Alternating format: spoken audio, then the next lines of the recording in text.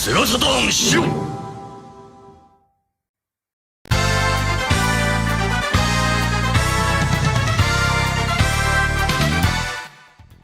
What's up, everybody? Happy Friday. Hey, come on into the Shiro show. Come on into the Shiro show. We're all ready to party. Everybody take a deep breath and relax.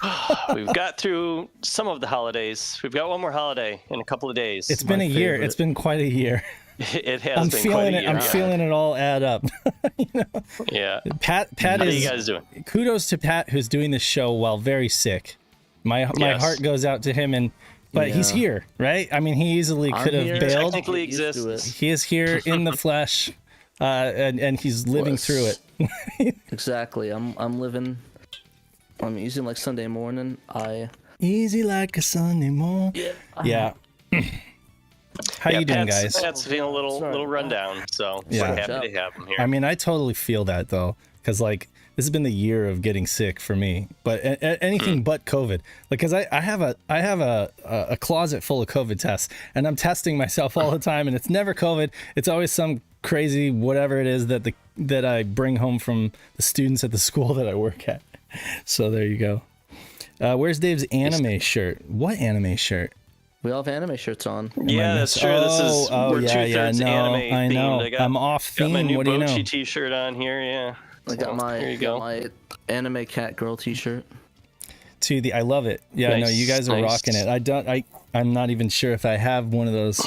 You got a body pillow, didn't you, Dan? Oh wait, I wasn't supposed to spoil yes. that. No, it's okay. I wasn't gonna bring it on camera because it's huge. It's huge. But yes, I did get a Marine Kitagawa body pillow from my dress-up darling. Among other It is not things. officially sanctioned.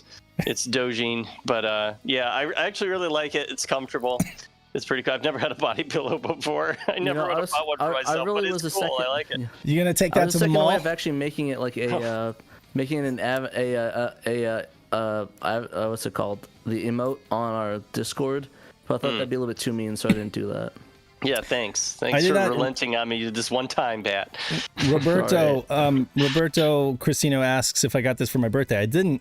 Actually, I got this from Moose Track in our community. He does this amazing embroidery stuff, and he made the patches. He made the Netlink patches that are going into our Netlink kits. But he made me this awesome Japanese Saturn Networks hat. So shouts and thanks to Moose Tracks. I wore it on set just for you. To the 23 people that are in chat, can you guys all thumbs up the video and maybe share it? And thumbs down. I won't judge. We'll shout Scully, ETC, Pudgy Bunny, Sega Guys is here. We got Paul Bort, Tom Fum, Neil Henderson's with us, Shadow Mask, David Zaney, Moose Track is here. Let's see who else is with us. We got Roberto. OTP, you know me. Roberto, are you watching at work? I'm curious. All the way from Portugal. Scotty Mo, Arc Lighting, Sasquatch is here. Lots of awesome names here that I recognize. OTP. Retrospectors is, hey Dan, how's it going? What's up in New York? Hey everybody. And thanks for watching, everyone. Everybody, thanks for watching. Here. Welcome to the party. So yeah, end of year 2023. Every year we say is the year of Saturn, but every year kind of trumps the year before. Yeah, it trumps the last one. We got a lot this year. Every year is a year of Saturn now. Over the last golden age of Saturn. Yeah. What have you guys been up to the last week since we talked last week? Lots of Christmasing, yes. Lots of playing trumpet for Christmas. And you got a trumpet solo on Baki's theme on the show? No, Bochi. Your name is Bochi. No, I don't have. I'm singing a Baki. Sorry. Music still. That'd be cool though. I mean, if you play Baki, that'd be cool too. Yeah, Baki ball. I do have a couple Christmas pickups to show. Okay. I don't have all of them because I got a bunch. But so speaking of Marine, who I have a body pillow of now, this is a figure of her that is actually a Sega-made figure. Is it? Their Luminosita line. Oh, okay. So yeah, it's cool. It's her kind of like getting sort of undressed, but she's in bikini so that her friend Gojo can take her measurements so that they can do cosplay outfits of her. Is that what they say? It's right. practical. Yes, that's what they're going to do. The whole thing's about cosplay. Okay. And then I got Wallace and Gromit, the complete Cracking collection, Nice. Blu-ray. Nice. So that's awesome. I grew up watching Wallace and Gromit, like the original 3 shorts. So I've always loved them. This has the 4th one that they made later on, as well as their like 10 like shorts called Cracking Contraptions. Doesn't have the movie on it, that clay.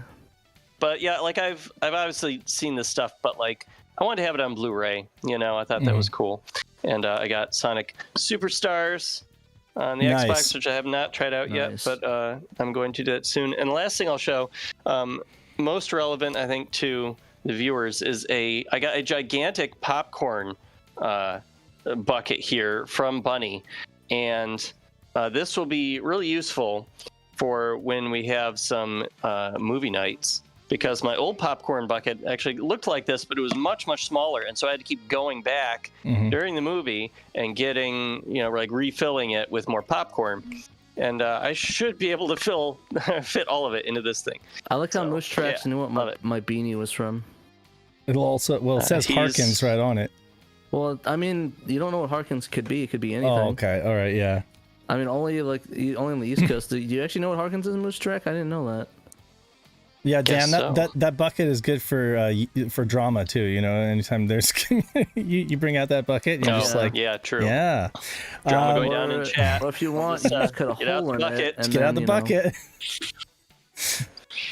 Okay, you do have Harkins there. That's cool. So yeah, Pat, you went to a lot of parties as usual. It's Christmas time. Too many parties. Pat's Christmas is almost like social butterfly. That mad rush, and he's happy when it's all over. Escape the parties. Yeah. I can't escape the social popular gatherings. Guy. Yeah. You get that overload, the extrovert overload, where you just kind of want to be an introvert. I mean, I'm getting it right now. Okay. I'm about to walk out the door and lay down in a second. Well, I mean, we have a nice big couch here, so you can just lay down right here on the couch. You can put your head on my lap. Go. It's fine. I won't fart too much while you're down there. Oh. Don't worry. Yeah. We're not. Hopefully, no one took a screenshot of that. I don't want to get in trouble. We made too many jokes already. We talk about the hole in the popcorn bucket. We're doing a little bit of that stuff. How things are getting Gexy. I went to one Christmas party, and there was like a Galaga. It's the Christmas party that I go to every year. There's a Galaga tournament. I did pretty good. I did like 140,000, which is good for me. But then this other guy, Andy, he comes in and he does like 400,000. And he's like, that's actually not that great for me. I usually score like 800,000. I was just like, well, then, F me. Forget it. But yeah, but I mean, he's an old school guy. Like, he grew up playing the game. And he like owns an arcade, so forget it. Nice. Anyway. I like how Mr. X made a reference to one of my favorite Star Trek shows in the chat. Because he said there's a nice arc in Cerritos. And if anybody watches Lower Decks, they know what Cerritos is. So, Dan, you turned a year older, I understand. I did, and so have you, Dave. Happy birthday. You all have true. December birthdays. I had an April birthday. I am now, I'm no longer 40 anymore. I'm on the wrong side of it. Congrats. No, you're still close enough to just round back to 40. Right? It's fine. Yes, exactly. I'm going to use rounding down math. And now I guess I would have to round up to 40 because I'm real close to it now. We can all start going through our midlife crisis. Yeah, you're a baby. No, yeah, you're in the prime of life. I'm envious. I'm tired, dude. I'm about to sleep. He's so tired. Dude, I'm dying right now. Prime of life, but he's exhausted. Stay with us for just a bit longer. Anything else? So I turned 41. I got some gifts. I got Persona 5 Royal on Switch, so that's fun. I got Scott Pilgrim versus the World on Switch, so that's cool too. I want to play that with Jesse. Nice. What else? Got a bunch of other stuff like multi. You have time to play Persona 5? Right. So again, I literally been working on Persona 5 since when it released on the PS3. Well, it's like a 100-hour game, so right. So, and it's a mature game, so it's not one that I'm going to be playing with Jesse. I'll probably play it in the evening. Yeah, I wanted to grab it before it potentially just gets more expensive. It goes out of print. Like there are several games that are just going to go right onto my backlog, but it's more like Switch games aren't going to get cheaper. They're probably going to get more expensive. So. Yeah. But yeah. Unfortunately, it sucks though, because like relationship in this game's kind of weird when you're older, because it's like oh, I'm gonna be in a relationship with this. I can either be the relationship of this underage girl or with the old teacher and be weird in the game. So it's like there's no winning in that game. It's Persona. It's all kinds of problematic. At least it's just a game. At least it's just keep it in the game, right? They're all ones and zeros. But we should probably sing happy birthday to Dave, Dan, since we did it to you. Did we do it to? Yeah. Okay. All right. Here we go. Okay. Right. Yeah. Happy birthday to you. Happy birthday to you. Happy birthday, dear Dad. Happy birthday to you. That's not easy either. Anymore. Staying in sync. I didn't let me hear him hold my note. Staying in sync over OBS or Discord is not easy. Yeah, not fun. We kind of failed, I think, but you know. Hey, I don't know. The thought counts, we synced right? up. We tried to sync up between the verses. Yeah, I also got the what's it called? Nights into Dreams extended, or the limited edition Nights into Dreams, which will be shipping in March, so I'll have to wait for that. But I am excited about that. And then also, nice. you know those stylophone things with the little stylus, and you can like, it's like a little piano. Yeah. But I got one of those, but it's like a synthesizer version where it's got like all these envelope filters and stuff like that, so you can do a bunch of cool stuff with it. It's rad. Got that from a friend. So you should do the Gorillas Clint Eastwood theme on there. The doom. Yeah, that's a great idea. I will get right on that.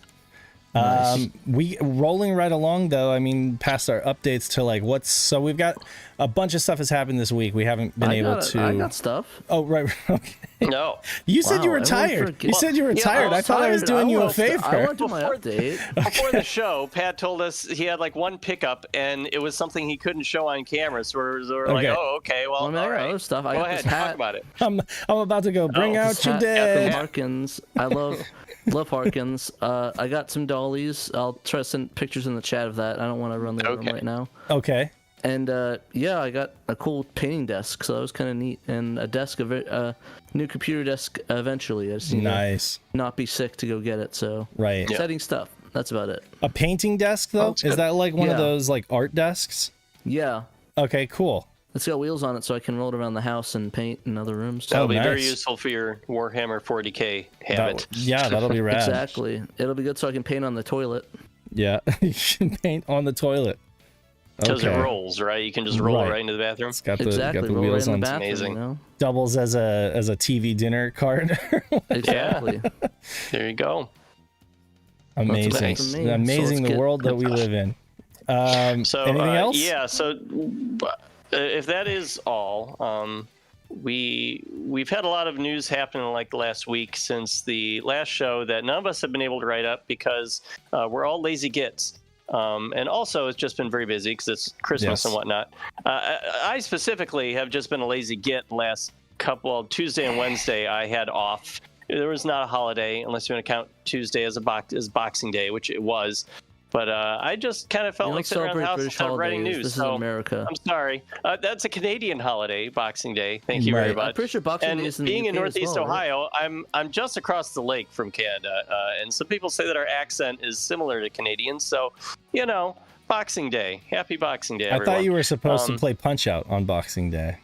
Yeah. No? Okay. Yeah, sure, you could, I guess. Wah, wah. Okay. So anyway, a bunch of news happened this past week. None of us wrote about it. Saturn. You played Center Ring Boxing on Boxing. Yeah, Center Ring Dan, Boxing. you stole my joke, Dan. Okay, fine. Dave we're in disappear again for his insolence.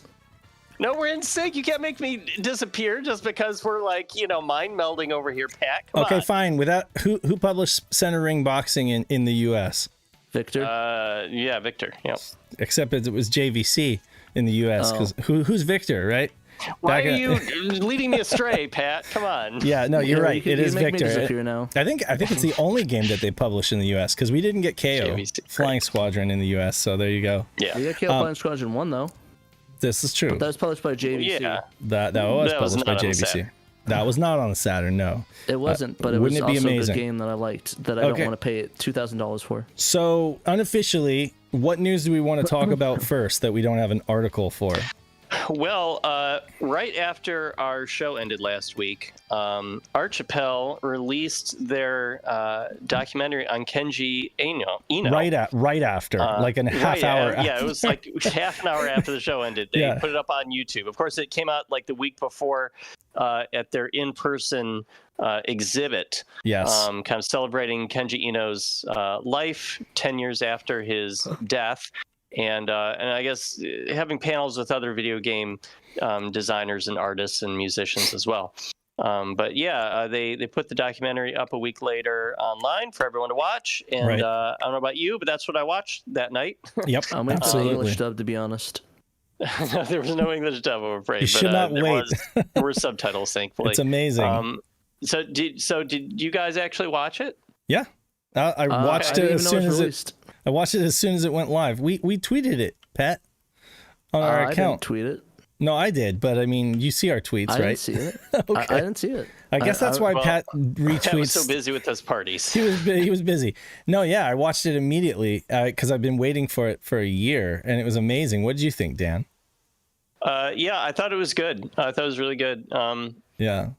I feel like I guess it was interesting how they kind of formatted it by looking at each game he put out. Right. They sort of they sort of like categorized the chapters of the documentary by the games he released, including a couple on Saturn, D and Enemy Zero, and then moved on to D2 on the Dreamcast.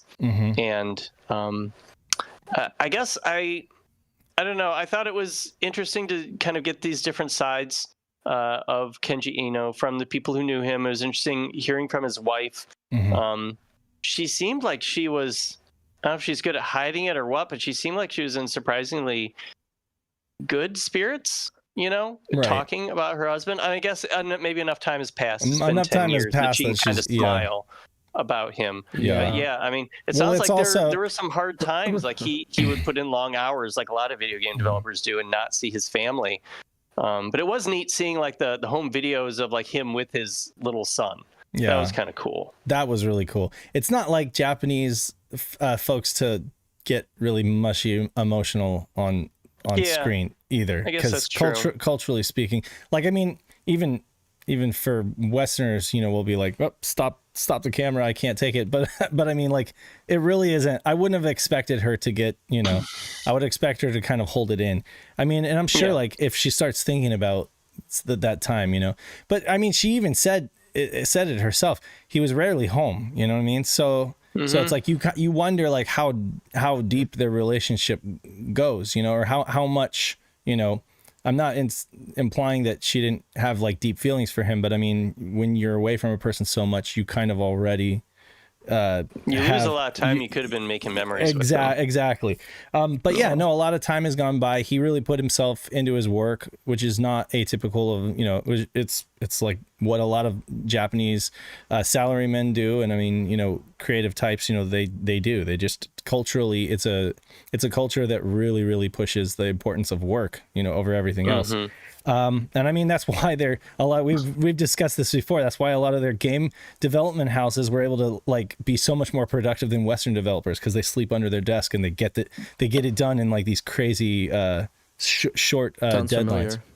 But I mean, yeah, the takeaway, I think the biggest takeaway from the entire documentary, which you might agree, is that he basically popularized the idea of putting the creators forward, and like, that was kind of the big theme. Yeah. Is like before Eno, it wasn't like the individual creators were seen, at least in Japan, and that is so true, because over here, Miyamoto is like a rock star, but over there in Japan, I've heard it said that like your average, Japanese consumer doesn't even know who Miyamoto is, because they don't, or maybe by now, but like back in the day, and even like in the 90s and even 2000s, like they just didn't. They'd be like, Miyamoto, who's that? Because it's always brand first, Nintendo, not the individual people. Whereas like with us, with Americans, is like we see something we really like and we're always curious, like who's behind this, like who made this, really, like we're like following the director people who are making. We look at the teams behind different games and what game they move on to next and that sort of thing. Pat's dying. Pudgy says. Everybody in chat, please send positive vibes Pat's way. And Kleenex. Try to keep him upright during the show. Yes. Also send him Kleenex. Yes. So yeah, it was wonderful. Folks should definitely watch it. Pat, when you're feeling better. It was cool. When you're feeling better, definitely watch it. Yeah, I mean, I had really some like, good stories in it. I really like the idea of the he's really one of the first of the rising of the game developer celebrities. I mean, they're really I mean, a lot of them, the other ones U.S. centric, like John Carmack, John Romero, like American McGee and stuff like that. And it's really was one of the first, along with Kojima, to really become that iconic developer. Because we had. I also Will Wheaton, of course. I almost forgot that. And Will Wheaton. What's his name? The guy did a Deus Ex. Was it not Will Wheaton? Shit. Oh, I know who you mean, and now I'm blanking on his last name too because we're in sync today apparently. So Pat, Kojima. Warren Spector too. Warren Spector. I almost forgot Warren Spector. Okay, well, Kojima is in the documentary. He goes on record a lot about Enno. He is. They were good friends. He had a lot of respect for him. Will Wright. That's it. Will Wright. Yeah. Okay, yeah. So you'll like it for that alone. Is like you get a lot of Kojima time in this documentary, in addition to some other folks who like spent a lot of close time with Kenji Enno and have some amazing stories to tell. I think my favorite part of it, and I won't spoil the whole story. You should definitely watch the documentary. I think I know what one you're gonna say. Yeah, the story where they're on like a car ride. Yes. And they end up in a storm. That's insane. And they've got to take shelter and eventually escape. And it's like I know exactly. It was like such like a movie or something. Like I couldn't believe that. It was a lot of fun. Yeah. What's so funny is that hits so close to home because I know exactly where they got stopped. There's this little town on the seaside called La Conchita, and and I know exactly what they're talking about because the entire thing got wiped out. The entire hill and all the houses, there was like a mudslide and it went out into the ocean and the roads were blocked off and people, there was like flooding. And This American Life did a huge story on it, and this happened right back then at what was it, 2002 or whatever. So yeah, like I knew exactly what he was talking about because that's the way that we drive to go to Cayucas every year. So yeah, it was funny listening to him say that. Yeah, it was cool. Anyway, awesome. So that happened, and then what else? Next thing, because I have a notepad document here. Frog Bull, who previously put out footage of a Metal Gear Solid demo that he made running on the Saturn, he put out footage of a Final Fantasy VII demo running on a Saturn. We showed that. We showed that last week. Last week on the show. Yeah, at the very end. Yeah. Well, yeah, we haven't written about it. We haven't written about it. No, yeah. Which I apologize for. That's okay. But he's done it again, and he's he did it again. Taking all these PlayStation gems and getting them running on the Saturn just for the sake of it. It's pretty cool. I'd love to do a full game port, but I don't know how hard that could be. Yeah, I don't know. It seemed like I thought I saw a comment on YouTube or Discord or something where it seemed like he kind of budged a little bit on his position of not actually putting out playable code. Maybe he's considering it with all the like positive reception he's gotten. I don't know. He's gonna get the thing is, I don't know how he would do for the game competition because it's like. I thought I saw Anthony. He hasn't entered it into the competition. I'm saying if he did, I don't know what the legality of that would be. Yeah, or if that would be counted as would that be counted as an original game at that point? But I guess if we counted the port of Wolfenstein, I guess technically then. We'd have to theoretically count that. Yeah, I thought Anthony said that Knight said that it like wasn't technically running on Saturn. In the chat, I mean, well, technically, I know it's not. It's running on an emulator, but something about I don't think that if you just took the code and put it on, it would run on real hardware. I'm not sure. Yeah. Like, but I mean, definitely, it's like based on XL2's engine. Yeah. But yeah, it's interesting. Yeah, it'd be rad if he'd put out playable code, or even open source it and let folks mess around with it, but yeah. Moose Track says that Frog Bowl said he rushed it out for Christmas. Also, Roberto Cristino said, looking at my collection, I see on the spines for JVC, Highway 2000, Impact Racing, KO Flying Squadron 2, Pinball Graffiti, and Victory Boxing. Thank you for that. They did a lot more in the JVC UK. did several games. They published a lot more stuff. A couple of those are UK games. Exactly. Like we would get Impact Racing and Highway 2000, but those would be Natsume. Well, Highway 2000 I think was Natsume. Yeah. Impact Racing was something else, Acclaim or something like that. So anyway, so they're more active in Europe. Anyway, so they designed Mr. Bones. I do not know. I don't want to homebrew like Unreal last year, Knight says. Yeah, I mean it's homebrew, but it is also homebrew that's using the game design and art assets of existing games. Mm-hmm. So it's I don't think the Unreal a little bit of a gray area assets. I guess Unreal did too. Yeah, I'm sure it did use art assets at least, and like the probably sound effects. Yeah, from the original game. Oh, are those the guys that designed Mr. Bones? Oh, I don't know who those two are. I guess that's who they are. We have to keep the ball rolling though, because we have to get to our main topic of discussion. So what else? Okay, so next we've got a couple of cool things that Bo Bales has done. You know, famously has poked around with a lot of Sonic Team games on the Saturn, and he found a cheat code that you can input in the US version of Clockwork Knight 2 to activate Clockwork Knight 1. Both games are in Clockwork Knight 2, and you can play the first one, which that's how it is in one of the Japanese releases. Right. Fukubukuro. It's basically both. Yeah. Edition had both of them as a collection. And apparently what they do is they just took that Fukubukuro collection and put it out in the United States. Yeah. And just localized it, and then just disabled Clockwork Knight 1 so that they could, I guess, keep selling Clockwork Knight 1. But it was still years, there, and it's just a cheat code. Yeah, for what? For 30 years now. We've thought that we had the inferior, like we thought we just got the Clockwork Knight 2, and we of course that we would never get Fukubukuro, right? That's and people imported that, so that they could have both games, like bookended, so they could have both games together. And it turns out we just didn't have the front end, they just basically had the game all along. We had it all along, and now who knows what's going to happen? I mean, Clockwork Knight 2 was already more expensive on eBay, like over the past decade. It's been double what Clockwork Knight 1 was, possibly because there weren't as many copies printed or whatever.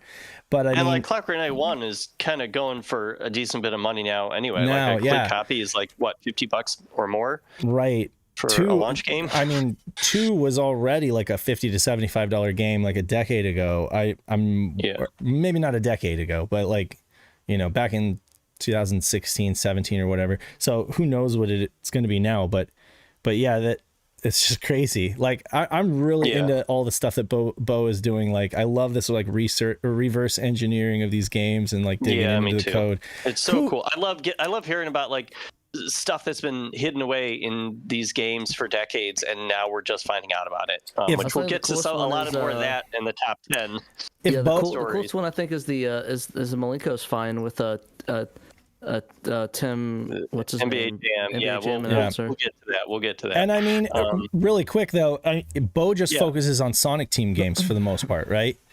So it's like this is like one of the only times he's branched out to Clockwork Knight. So I mean, if he's listening, here's one that I want him to dig into.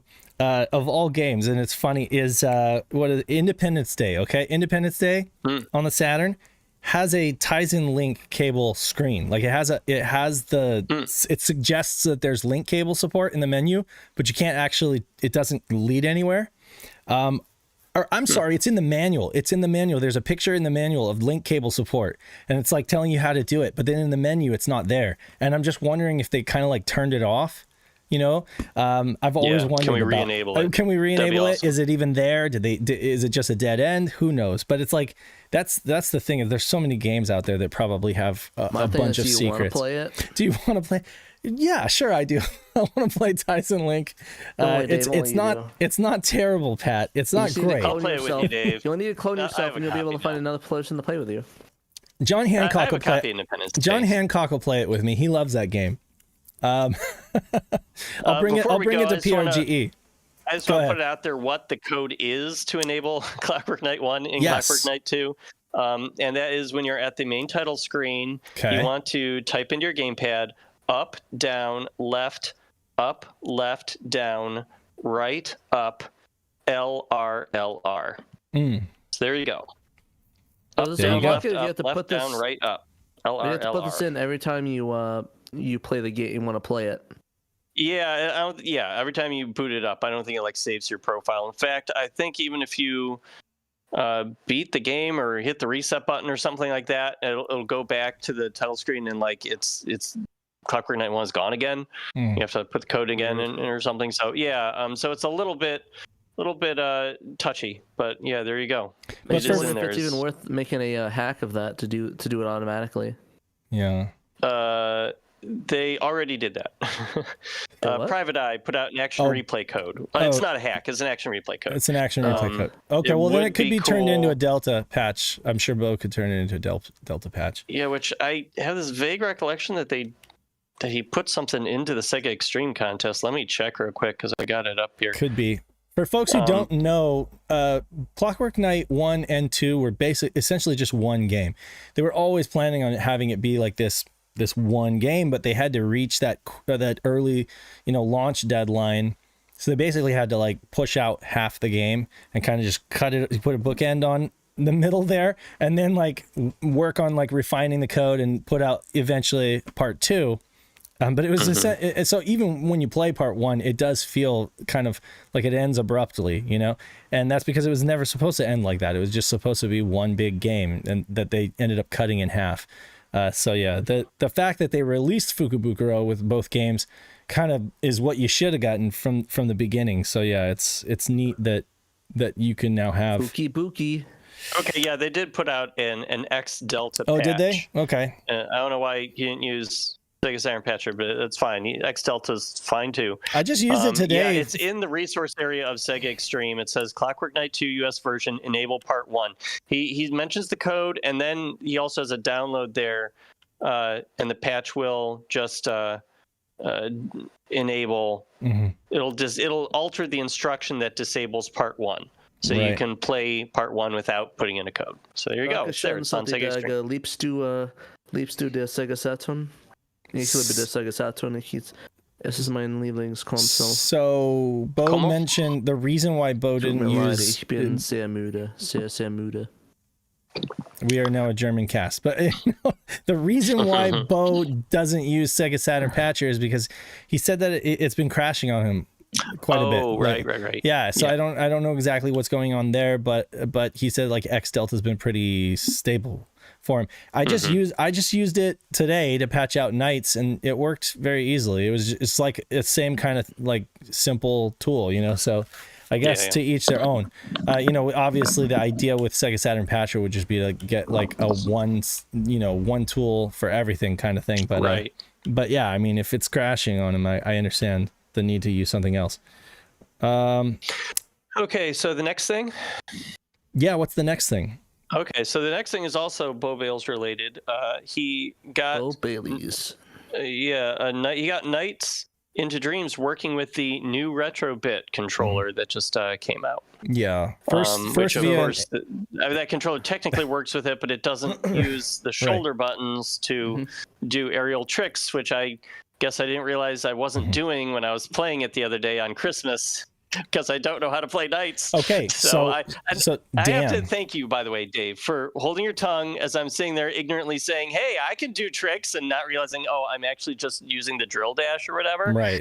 And you were very kind. I appreciate it. You're an angel, Dave, for just being quiet and letting me say my ignorance. Right, but I would have been meaner. I know you would have. Okay. The thing is, Dan, you're illustrating exactly why they jumped the gun and put it out the way that it is. Because I don't think that they had playtesters that knew the games well enough to know what they're supposed to do. Case in point, when Claris and Elliot fall to the ground, if you're not a great Knights player, chances are you will end up on the ground walking around. And when I sure did. And when you do, Christmas, and when you do, run out of time. okay, so when you do run out of time and you do end up on the ground, it reverts back to digital input mode, and it's the 90 triggers. degrees. I did notice that. And the triggers work. So to the uninitiated, they try the triggers and it turns the camera, and they say, oh, okay, it works. So the thing is, they didn't know, and so they pushed it out to get it out before Christmas, so they could sell them before Christmas. And like Sega Lord X just released a video, his review. He messaged me. He's like, do you know if they're working on this? Have you heard anything? No, radio silence. And I've tagged them on Twitter and stuff like that, and they said we're aware of it and we're working on it, and that's all I had, so he was like, I have to go live with this review. It's been, I got to go live with this review, and if they haven't fixed it, then I need to just say it like it is. And basically he was like, every analog supported game that I threw at it, the shoulder triggers didn't work. So no brakes, no acceleration and braking in racing games, no strafing in first person shooters, just didn't work, right? So I don't mean to be rude, but did they even test this? Like right? So do they not know? Do they not play any of these? Like, I don't mean to be rude, but like, no, none of us does. Out like 3 times. We pointed out the dimension. It seemed like a large oversight. We pointed it out. They kept saying they were aware of it. They're like, oh yeah, other people mentioned that too. So we're just like, okay, we will trust that you guys are gonna do.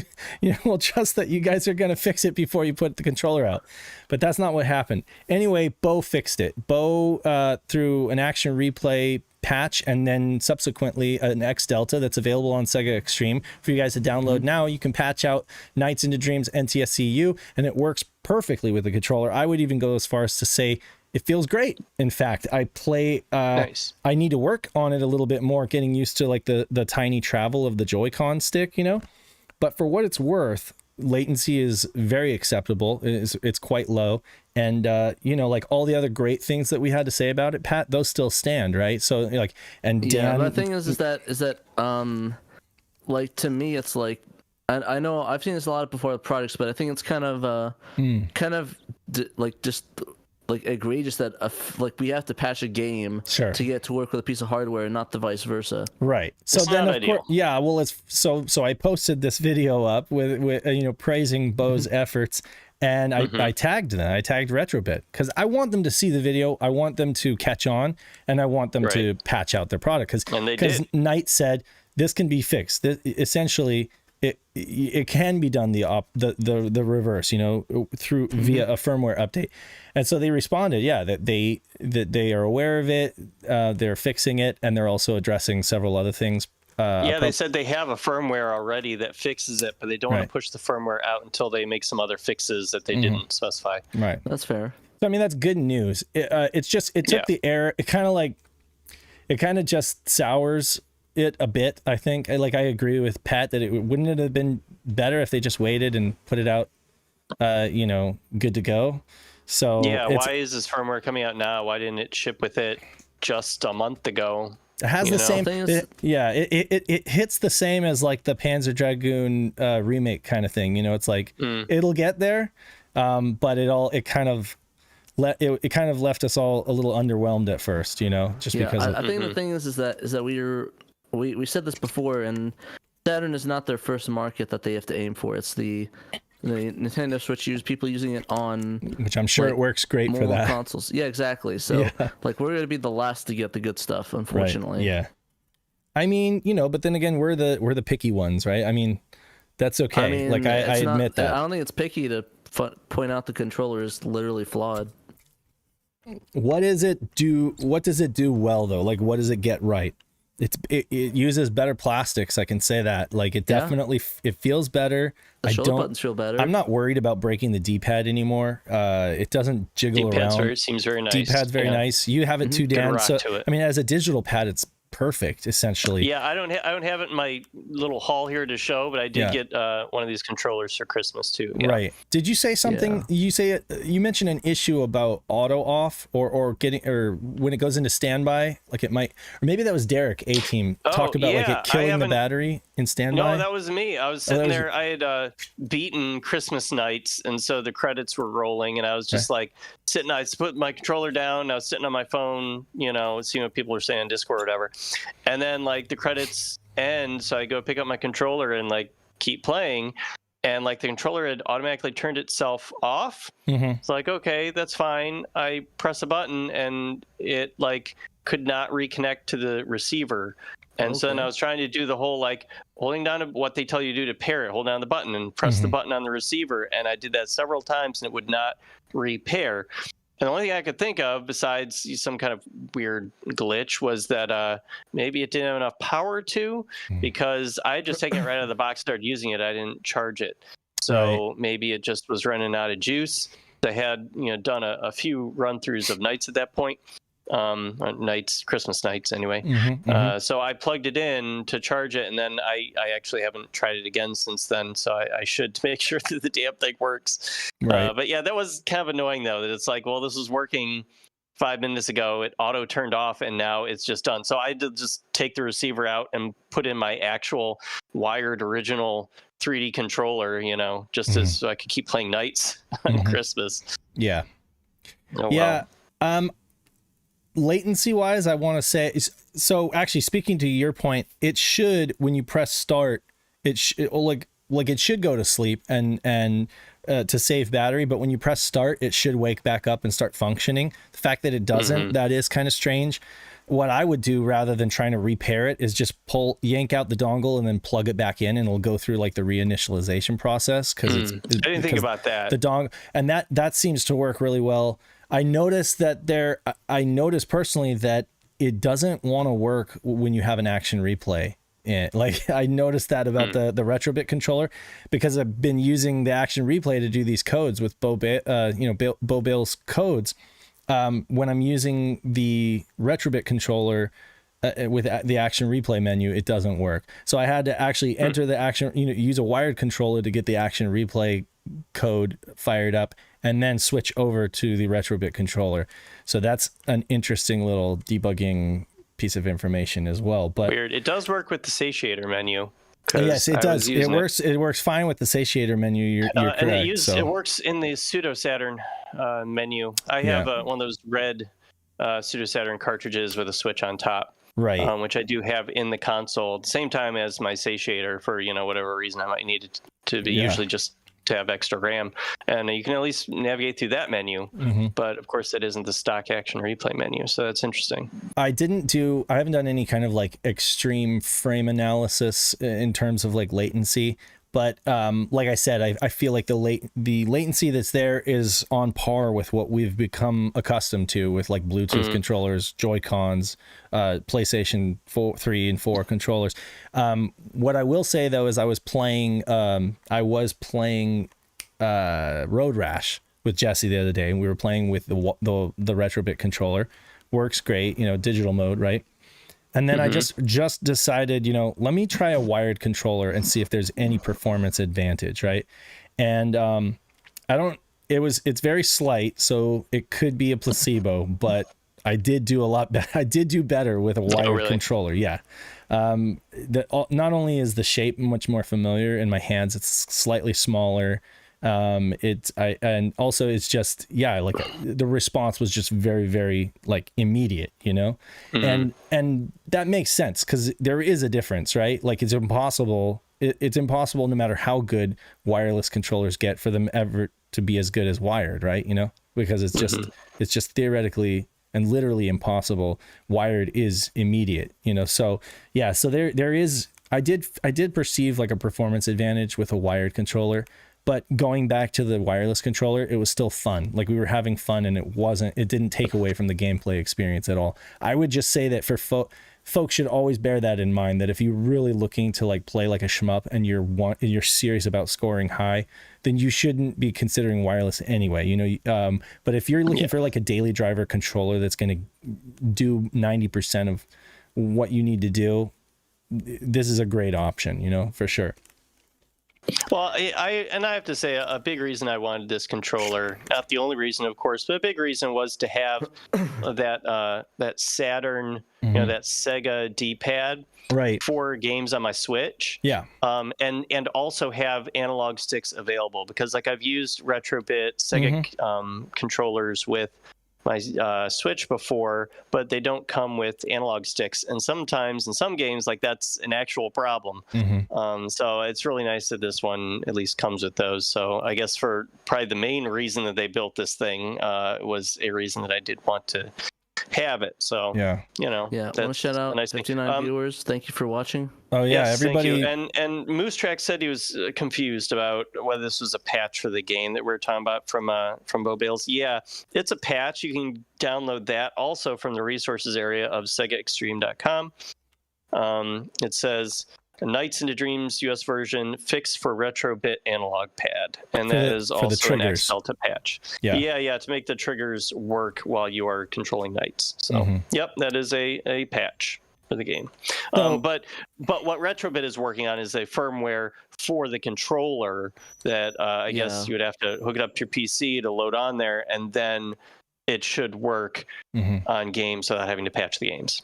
So I wanted to mention really quick is that within this past year, I believe Pat and I picked up the 8-bit DOE Saturn pads, which they were great when they were working, but I have to admit, like, I leave mine plugged into my Switch charging, and it won't turn on now, like, at all. It just won't. Like, I went to use it the other day and it just won't light up at all, like it, and it's concerns me. I've been having an issue with mine as well, where it doesn't bind the buttons correctly, so the center buttons are not correct, and it's like okay. I mean, but just like I can't even use it. I can't even use it now because it just won't turn on. So either I guess the battery is just toast, or are you sure that when your kids didn't drop it or something? I'm not. I can't be 100% certain, but it's still maybe flawless. Jesse decided to do a little spike there and accidentally. Well, it's still flawless on the outside. It doesn't look like it's sustained any kind of scratches or damage or anything. I've had it kind of tucked away in the entertainment center, and it's just been plugged into the Switch so that it's charging. I don't know if that's a bad on me. Like, it shouldn't remain charging.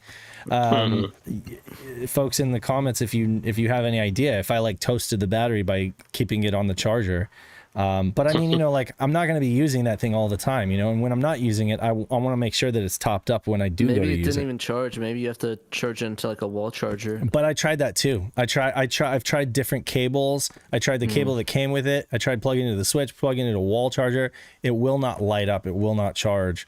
So yeah, I don't know. I kind of just prefer the Retrobit controller. I mean, now that I have the one with the D-pad, I might just use that one by default because it has the nicer stuff on it. Yeah.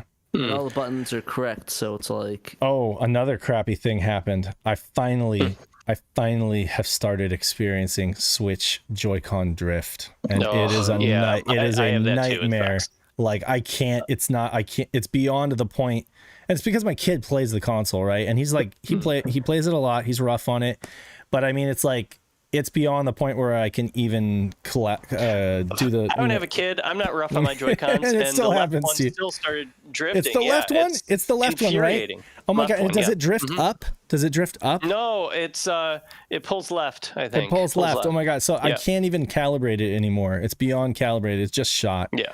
So now I'm going to have to do what Knight did. I'm going to have to buy those Gully kit replacements. The Hall sensor. The Hall sensor replacement ones. joysticks, yeah. Yeah. I'm not even sure if Knight really liked those at the end of the day. He's in the chat. I don't know if his mic works, but I'd be interested to know his take on those because he did perform that replacement. And Strick said Saturn BT is looking better every day. Yeah. Saturn BT. We'll get to that. Yeah, we'll get to that. Okay, cool. So anything else? I have one last little news thing that we will that I'll mention before we get to our top 10. Malenko has released a public patch for Bomberman Fight that translates it into English, and you can find that patch on Sega Extreme in the resource area. Nice. Just like you can find a lot of the other things we've talked about today. Saturn Bomberman Fight, go into resources and then Sega Saturn translations. See, the patches that we have on there this out Wednesday go public, Yeah, right. This has been available to Shiro patrons for a few months now, and now anyone can download it and try it out. So yeah, in its current stage, right?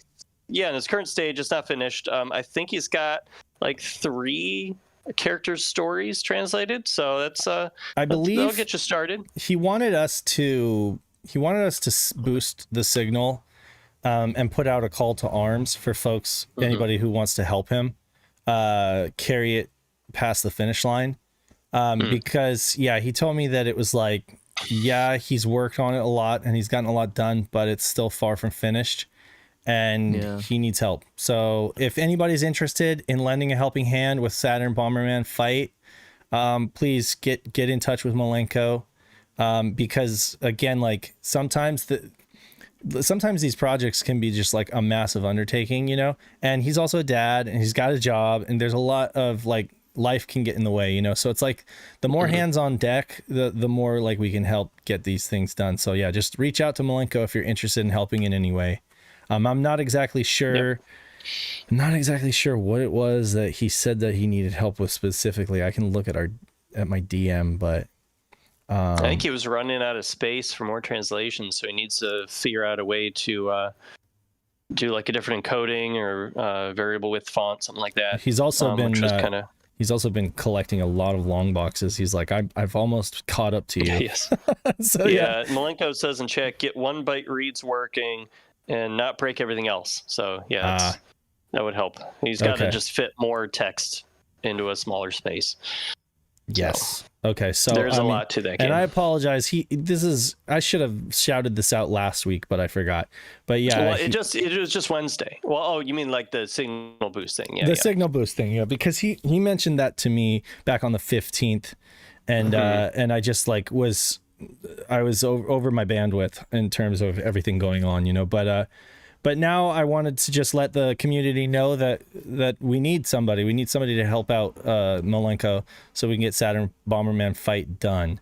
So please. It is a cool game. It is rad. It really is cool. I mean, would love to see it finished. And I mean, Malenko is a rad guy. I mean, the stuff that he's done and just how prolific he is. I'm hoping that somebody comes along and helps him out. I mean, Art, same thing happened with the R-Jack. You know, he needed help getting Blue Chicago done, and somebody came along and there you are. So that's we got to work together.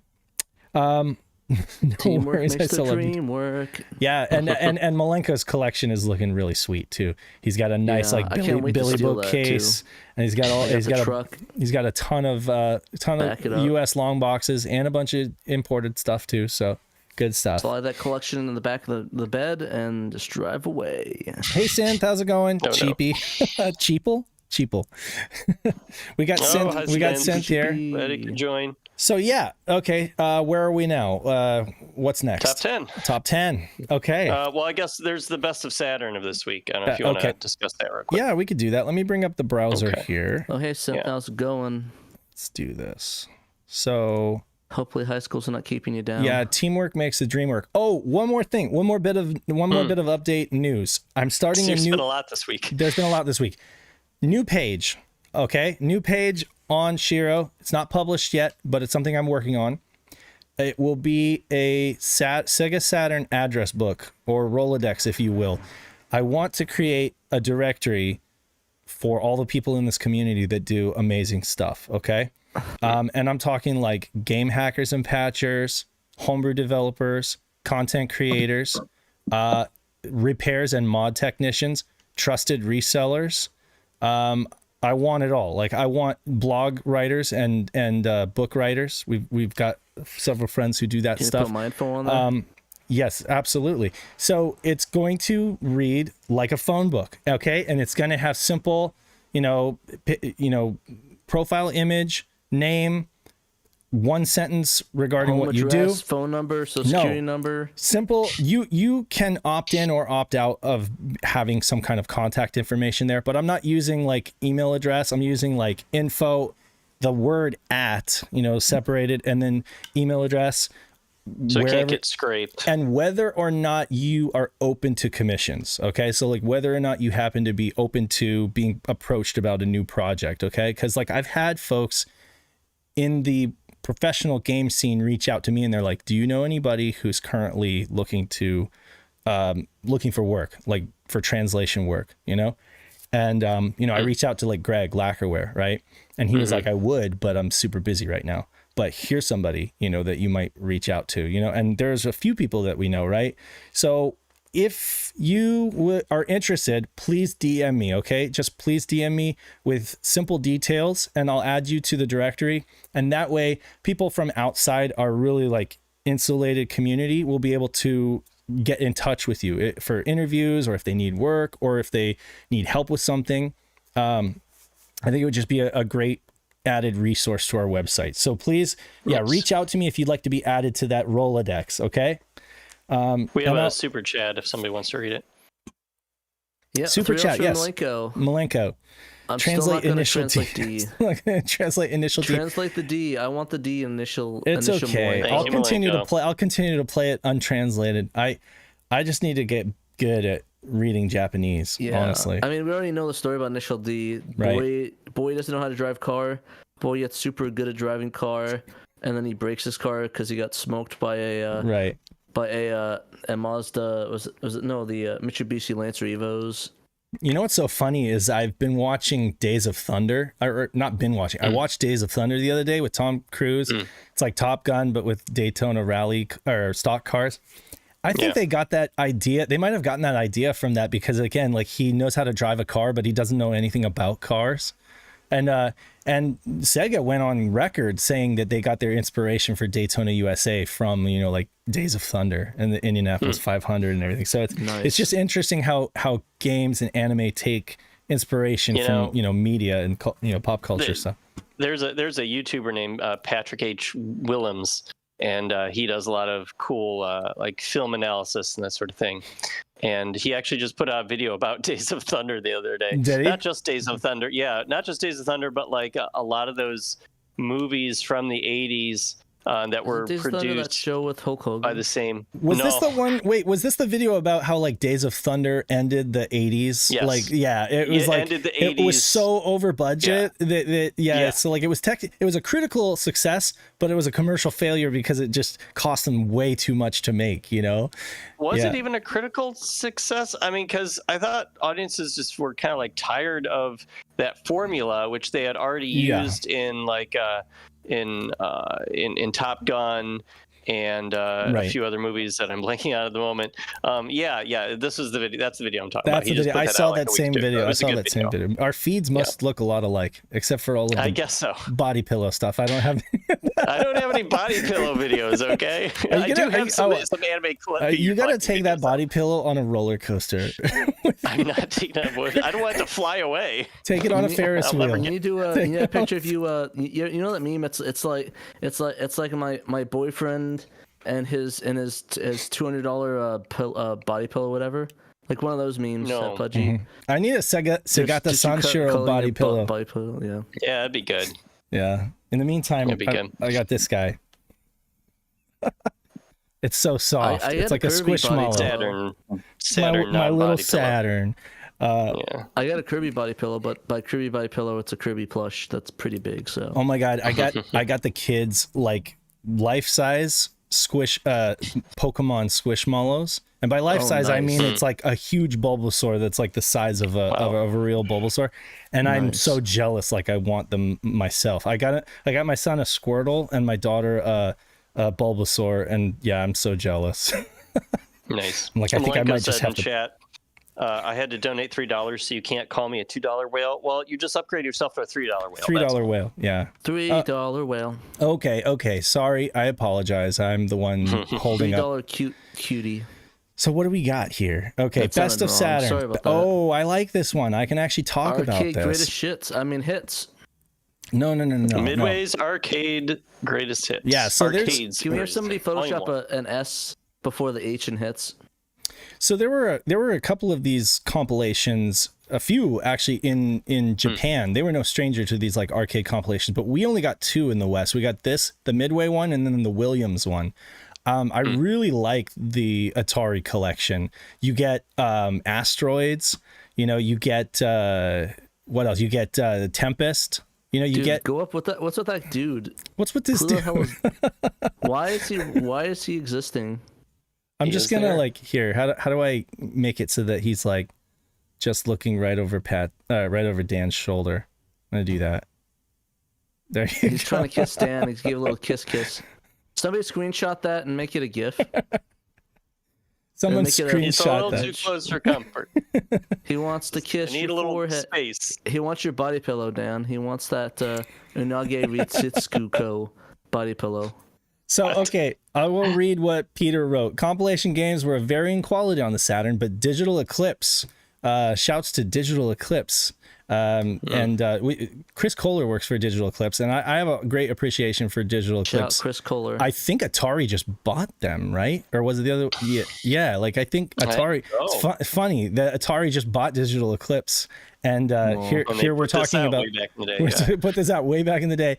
Digital Eclipse's Arcade's Greatest Hits Atari Collection 1 is one of the best. I agree.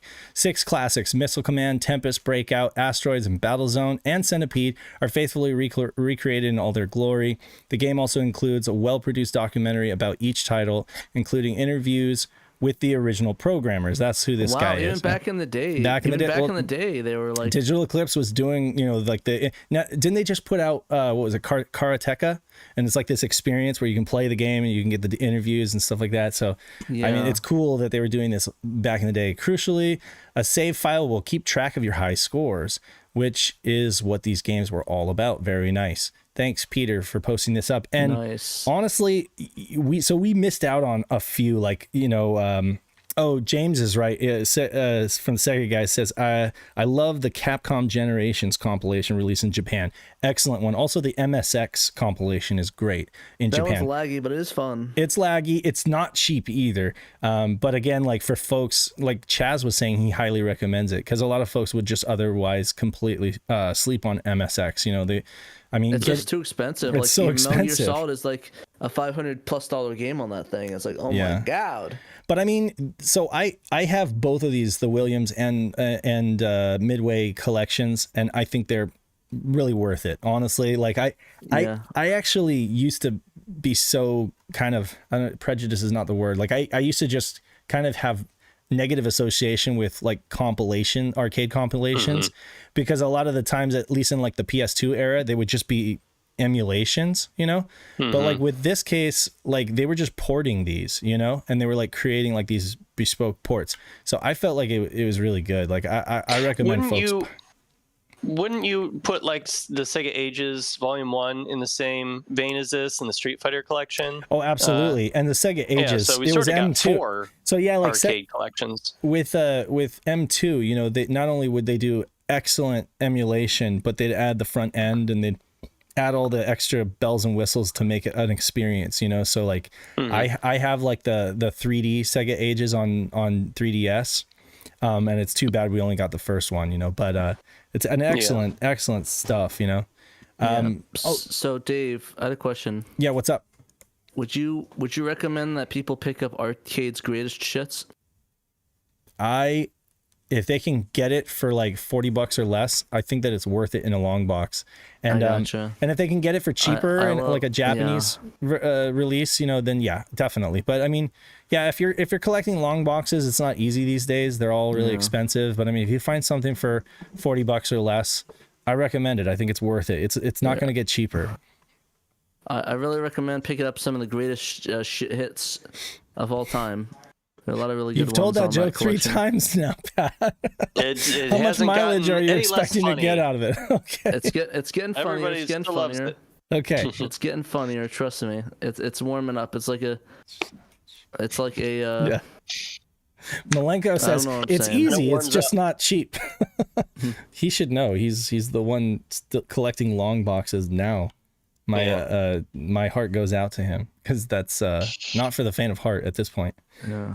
But he's doing it, and his marriage is still intact. Anyways, okay. For now. Just joking. I'm just joking. It's been 29 years. Actually, you wrote this, Dan. Go ahead.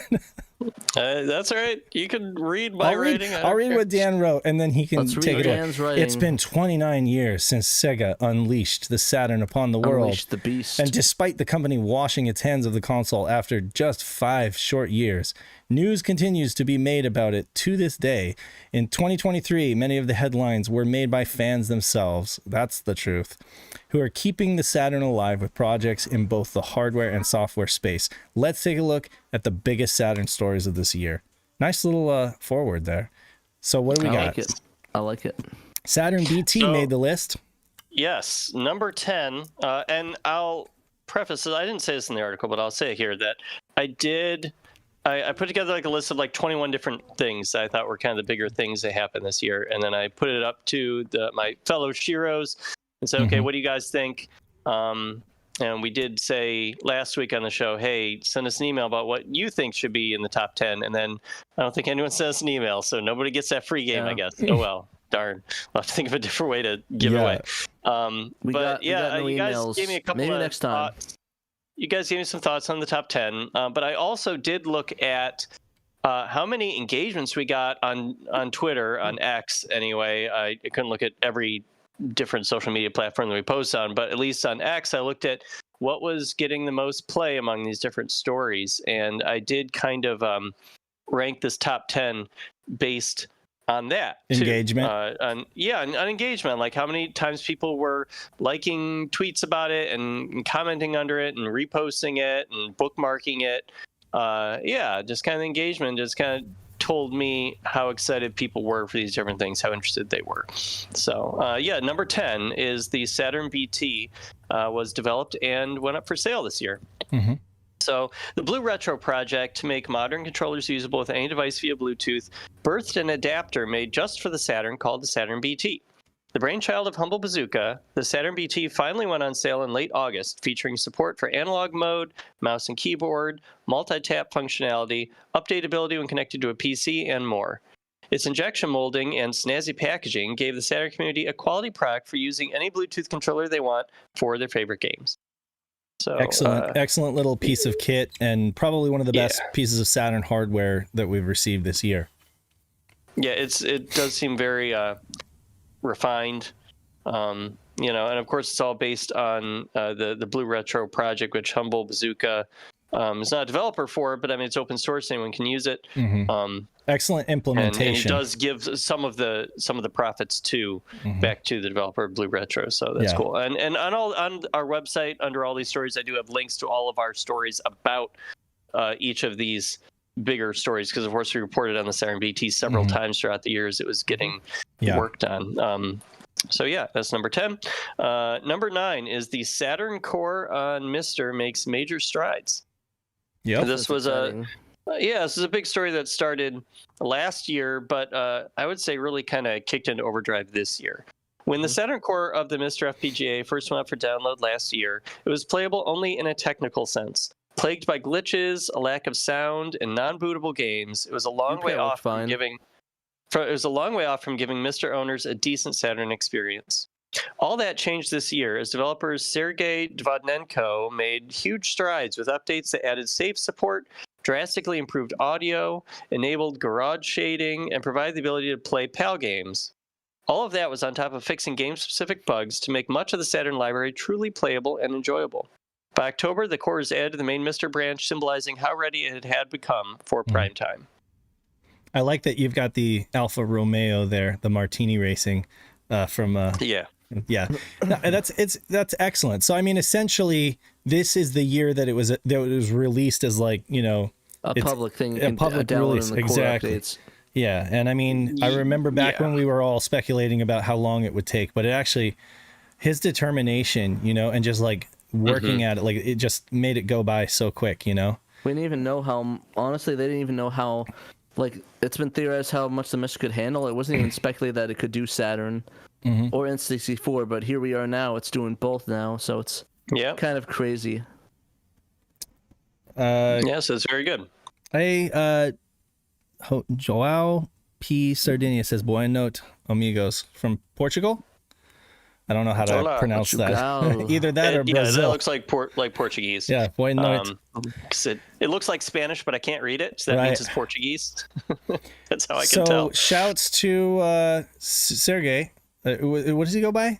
Sergey, SRG. SRG, yeah, SRG. Yep. Shouts to him for the Mr. update. And pretty soon, Pat's just going to sell his hardware, and it's going to be Mr. Bye-bye. Mr. only. Hey, you can use different controllers on the Mr. too. I don't think you can use a Lycon yet, but I believe they're working on it. You can on some games, but not. Not on the Saturn. Yeah, not on the Saturn yet. Not yet. Next up, Saru. Yeah, number 8. You got the for our official top Saru 10. cartridges with the official Sega license on it. Saru's Revival by TP Unix and sale on AliExpress. Right. I mean, like, it happened all within this last year. Like, it was it's all been this year. It's crazy. Yeah. Yeah. So the dream of an all-in-one cartridge that could play games off an SD card, provide backup save RAM and expanded RAM, finally became a reality this year as development of the Saru project picked back up after an 8-year dormancy. Chinese homebrew developer TP Unix has been working all year on both a circuit board design as well as firmware, and made all of it publicly available on a GitHub. Yep. Since TP Unix has never expressed a desire to manufacture and sell the device on their own, intrepid sellers on AliExpress took a crack at it, despite the whole thing still being a work in progress. Nonetheless, TP Unix has attempted to support the devices as much as possible now that they're in people's hands. There are still a lot of bugs to work out, but it's a solid, if messy, start to providing another option to play Saturn games on real hardware. Yeah, so huge story and big news for folks. And I mean, there's a bunch of brave fans out there that are just going all, jumping head first and getting these for their Saturns and giving them a shot, and their mileage may vary depending on firmware updates and whatnot. I think a few were like bricked, I guess. There was that going around. Yeah, if you bought it from the wrong seller who was using, I guess, inferior parts, or they changed the hardware design on their own, and that change was not working well with the firmware updates. So when people would buy these from that particular seller, and then they'd load the latest version of the firmware, all of a sudden their cart couldn't work anymore. Yeah. So, but that has been solved since then, just by TP Unix seeing what the problem was and just changing the firmware to not brick those cartridges anymore. Yeah. So I also like that TP Unix has been bending over backward trying to support these things, even though they never authorized them. Yeah, not to mention be manufactured. Not making profit. That actually, that right there does give me a little bit more peace of mind about the idea of buying one, that that the creator is gonna like support these unofficial devices that are being sold by and with varying degrees of quality. I mean, this one in the picture here, the dude had the nerve to put Sega's own logo on there, like a boss. It's just like, let's try and sue us, Sega. Right. But anyway. So I mean, definitely we're going to be following and monitoring this closely, and I don't know at what point Shiro is going to onboard these things, and I don't know. I know Knight has something that could be bricked so easily and say, hey, go buy these. I mean, our most qualified team member, Knight of Dragon, has one, and he hasn't even had time to mess with it because he's been super busy. But I'm kind of waiting to hear what he thinks of it. But yeah, so still big news and definitely worth mentioning. Next up. So number 7, Sakura Wars 2 fan translation announcement. One of the biggest Saturn franchises that fans were denied in the West was Sakura Wars, Sega's fusion of dating sim and tactical strategy that became one of their most successful series in Japan. Fans eventually would rectify this in part with a translation patch for the first Sakura Wars game in 2019 that was met with widespread acclaim and a widespread yearning for a translation of the sequel. We rung in 2023 with a surprise announcement that a fan translation patch for Sakura Wars 2 was underway from much of the same team that worked on the first game's patch. It came with a translation of a Japanese demo disc for Sakura Wars 2 as well, giving fans a taste of what's to come. The team gave us an update on their progress earlier this month. Still hard at work on graphical editing and bug fixing, but with much of the translation now finished. Perhaps 2024 will give us what's sure to be one of the biggest fan translations on the Saturn scene. Oh yeah. Also, shouts to Sam, the Southern Sega gentleman. He said hi and. Hi Sam. Hey Sam, how's it going? Good to hear from you. Good, always good to hear from you. Sakura Wars 2. I would be hard pressed to find anyone who's into Saturn right now who isn't looking forward to that game. I mean, I guess there might be a few people who don't like Sakura Wars very much. It's not their jam, but the vast majority of people, I think, are really looking forward to that. I mean, let's get some Sack Wars, baby. It's Sakura Wars. Just its announcement was big news. It's even better than the first game, So I mean, it's great. I'm looking forward to it. I'm excited to play it. I know they're taking their time on it. It's been a year in development, but I am I'm more than willing to wait for such an amazing product. It's been a couple of years at this point, because when they announced it at the beginning of this year, they'd already been working on it for a year, and now we've gotten through another year.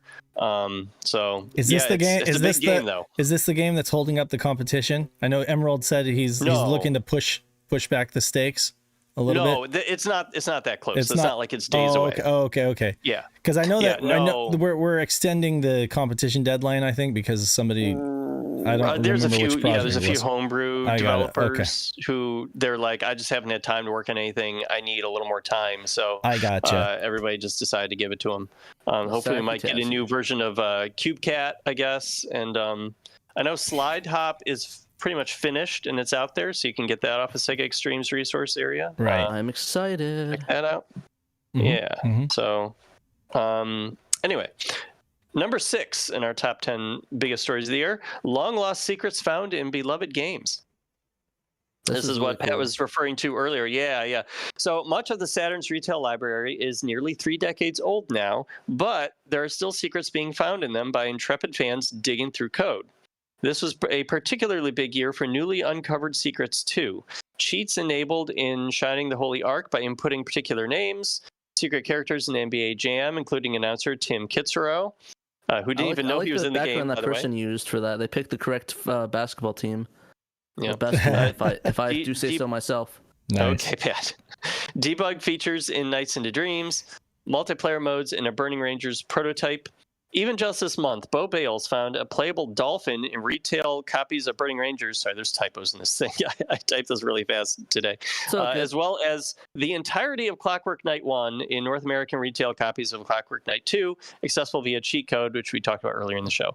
Who knows what we'll find lurking in our games in 2024? Maybe we can find Soccer Wars 2 translated. Yeah, hopefully. So it was super. I think it's super cool that there were still unlockable characters, secret characters to be found in NBA Jam. And one of them was the announcer himself. I didn't even know he was in the game. Like, how funny is that? And it's the only version he's in the game of, so. Yeah, and it's only the Saturn version that has him, which is crazy. Even more wild. Finding Clockwork Knight 1, hiding all this time in Clockwork Knight 2 is crazy. I mentioned the playable dolphin in Burning Rangers, but I mean, Bo Bales found a ton of other neat stuff. That was in the retail copy, but then you also found stuff in the prototype versions of Burning Rangers for with multiplayer modes. He's found all kinds of cool stuff this year that we've talked about, and hacked a bunch of stuff that is sort of in the game, but he's sort of inventing it on the fly. Making Tails playable and Knuckles in the 3 stages of Sonic 3 Blast, that sort of thing. So all kinds of cool stuff. Shining in the Holy Ark getting these codes that some of them were just sitting around on like a Japanese website. Like the Japanese players have just known about this for decades. That you input a certain name and you get certain items that you start with or whatever, different things. And someone a YouTuber just decided to look around and they found these and then looked far deeper into it and found even more cheat codes that weren't known to the Japanese. So I mean, how awesome is that?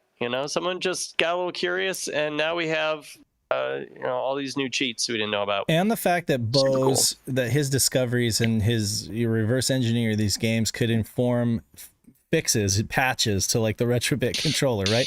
For him to be able to just be like, well, let me look at it for a second. I might be able to fix that. And then within an hour, he's like, here's a patch. I fixed it, And I mean, that's just amazing, So, I mean, I really am looking forward to what he does next, because the more he digs into this stuff, the more it could inform future projects, basically.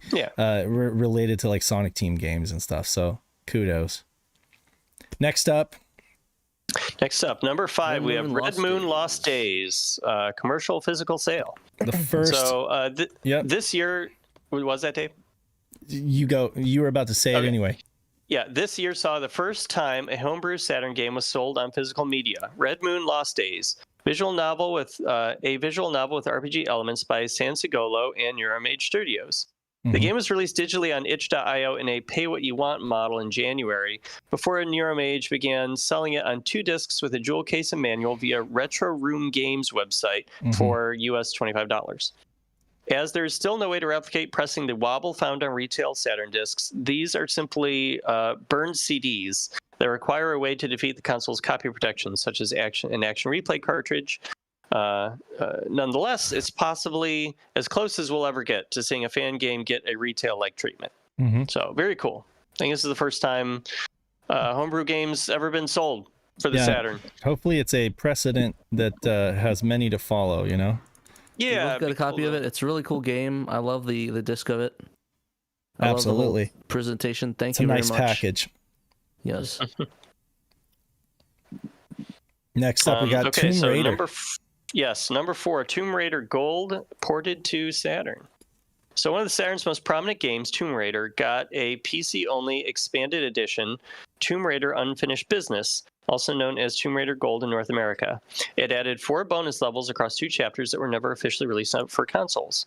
A team of fans changed that in October when they heavily modified the files of the Saturn version of Tomb Raider to make a port of sorts of Unfinished Business. The effort took well more than a year, but it was well worth it for fans for whom it felt like getting a brand new Saturn adventure. Yeah, I can't really say much about it as I'm not a fan of Tomb Raider, but I'm really happy for those that are a fan of it. I know that if they did something similar to a game I liked, I would have been super excited. I'm just not a big Tomb Raider guy, but I need to give shouts out where shouts out are deserved. I can't imagine how much work it must have taken to basically convert Tomb Raider and to do all that code spelunking in Unfinished Business to get all those enemy AI routines and all the art assets and that sort of stuff out of there and into the Saturn. Right. And I mean, Peter, our own Peter Malik, who is a huge Tomb Raider fan, specifically Saturn Tomb Raider, we did go on record saying that it was amazing, and he could definitely recognize and appreciate the amount of work, just the sheer amount of work that went into making this happen, so I can see that, folks who are huge Tomb Raider fans, this meant a lot, and it was definitely a flex for Saturn, Yes. And speaking of flexes for Saturn, we've got our number 3 biggest story of the year. Frog Bowl shows off Metal Gear Solid and Final Fantasy VII running on Saturn. So when footage purporting to show Metal Gear Solid running on a Sega Saturn hit the internet this October, there was a ton of buzz. One of the PlayStation's most high-profile exclusives, a graphical showpiece no less, is on Saturn. It seemed too good to be true. But true it was, as hobbyist developer Frog Bowl proved by giving playable code to fellow homebrewer XL2, whose publicly available code was used to make the Metal Gear Solid demo. Frog Bowl even followed that up this month with footage of another PlayStation staple running on Saturn, Final Fantasy VII. While he said that he doesn't have plans to release playable builds to the public, it's still a lot of fun to see Sony exclusives in all of the Saturn's quad-rendered glory. And we'd love to give it a shot if you're ever ready to bring out Frog Bowl. We'd love to have you on the show and play and talk about the game, as we're both massive fans of Metal Gear Solid and Final Fantasy VII. Absolutely.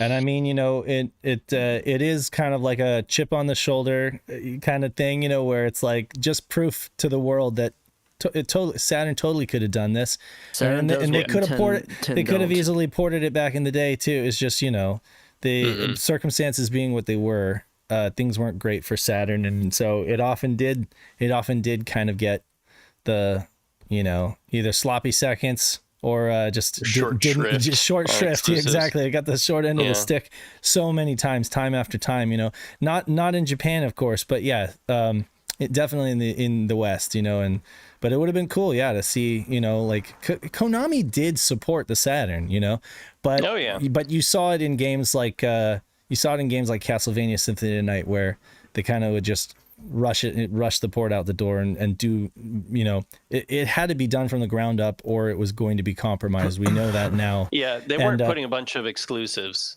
on the Saturn. And I mean, it by the time that Metal Gear Solid came out, it just wasn't even going to be possible from a financial commercial standpoint. Right. But it's great to see, but Frog Bowl has shown us that it certainly could have, hypothetically, it could have, so that's great. Yeah, that generated a lot of excitement. Shocked the entire scene, I will say. It was a shock. It was a shock. Shock to the system, baby. So our number 2 story of the year, which is sort of a combination of lots of smaller stories. English fan translations make waves. For yet another year here, we've had a banner year for patches that translate Japanese games into English. Yes. Tactics Ogre, Prisoner of Ice, Baroque, JB Herald Blue Chicago Blues, and Dungeon Master Nexus are among the Saturn games that fans have been able to play in English for the first time in 2023. There have even been some partial translations that remain works in progress, like Mobile Suit Gundam, RMJ The Mystery Hospital, and Saturn Bomberman Fight. The fan translation scene was highlighted, though, by two efforts that excited fans the most: Stellar Assault SS and Silhouette Mirage. Mm-hmm. Full disclosure, I was on the back again. I'm joking. Full disclosure, I was on the English localization team for Stellar Assault SS. But I'm not highlighting it because I worked on it. It got an outsized amount of attention for the full English dub that was required to translate the game, considering it's full of in-mission pilot banter and no on-screen subtitles. Yeah, honestly, I really did enjoy it. I mean, I'll be honest on that. If there wasn't a game that really stuck out to me as one that I would probably pick off the top of my top 10, but I really enjoyed the game for what it was. I thought the voice acting was amazing. It really helped me get into the game, and I think honestly it made me like the game even better because I'm making connection with these characters. I'm enjoying the story. I'm picking up on what's going on with it, and it's just a lot of fun. So like I have to what? I'm laughing at Shadow's comment. Stellar ass hat. No, but Stellar ass halt. Oh, okay. I thought I misread. I'm a stellar ass hat. Ass halt. You're a stellar ass hat. What's your thoughts on it, Dave? I know that you really enjoyed it as well. I mean, first of all, this is a game that a year prior to this, I was begging the community. Again, like I have no right to ask anybody to do these, because like beggars can't be choosers. But I was just like, if anybody does Stellar Assault, that would just make my day, And they did, and it was like Christmas came early. It was a nail biter, like playing that game, doing the recording of it, and then like getting to the end and just barely holding on.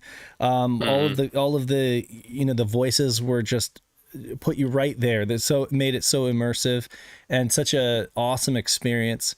It's an incredibly accessible game as it is, and then just the work that you guys did on it was phenomenal, which I have come to expect. I mean, you guys kind of set the bar with Bulk Slash, and I was kind of wondering how you would be able to answer to that, how you'd be able to follow that up. Follow it up. Yeah. But I mean, Stellar Assault SS was an amazing work, you guys, and of course, you got help from Knight adding in mission stick support, right? So Knight added twin stick into Bulk Slash. Oh, that's right. Stylos, who helped us out on figuring out how to hack in mission stick support. Okay, good. Credit where credit is due. So who was it again? Stylos. So but once again, you guys were able to get another control method into another game, so that's just crazy. A control method that makes a lot of sense to be in there. That should have been in the first place. A mission stick, right? A flight stick, clear. Yeah, absolutely. Right, flight stick.